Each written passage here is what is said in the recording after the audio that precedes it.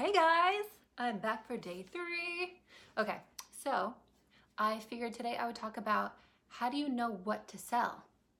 So I figured out what I would want to sell based on all my time spent watching Shark Tank. So I started my shop in 2014. Shark Tank had already been on the air for 5 years.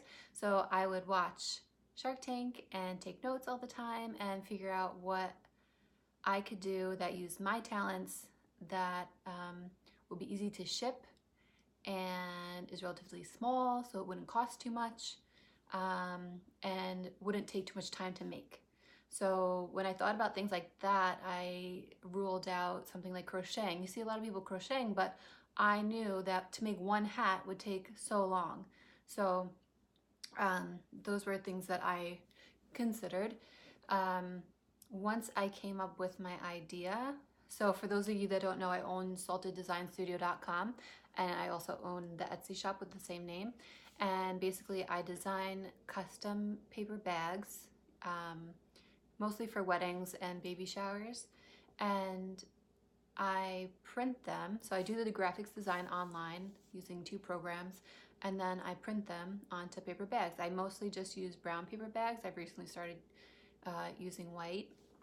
And I did that because I have a full-time job. I work as an architect during the day, and I wanted as little confusion as possible, as few SKUs as possible. I also do some digital work, which is great because there's no product cost. There's no supplies. It's just my time, and I put out the digital art and people buy it. So that's actually a really awesome Etsy shop to have. It's just digital art. You do the work one time and then you could sell it thousands of times. But anyway, so you want to come up with an idea. In my case, I use Shark Tank, and for a lot of like entrepreneurial ideas and considerations that they take and processes they go through and hardships they have. And then my other main piece of research was looking on Etsy itself.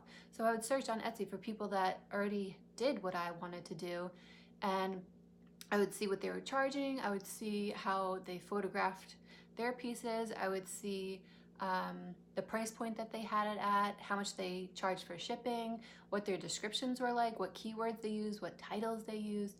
I looked at all of that, especially ones that were selling a lot and were on top. I really wanted to know what they were doing, and I wanted to make myself competitive. So I looked at their stuff, I looked at how they sold their items, and one of the things that I did was I priced my bags individually. So I priced my item at, it used to be 75 cents a bag, now it's 99 cents a bag. And so when I did that, all the other shops were charging in packs of 25.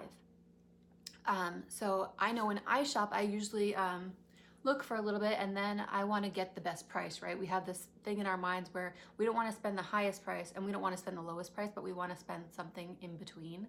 And so I figured out what that sweet spot would be. For me, it was 75 cents.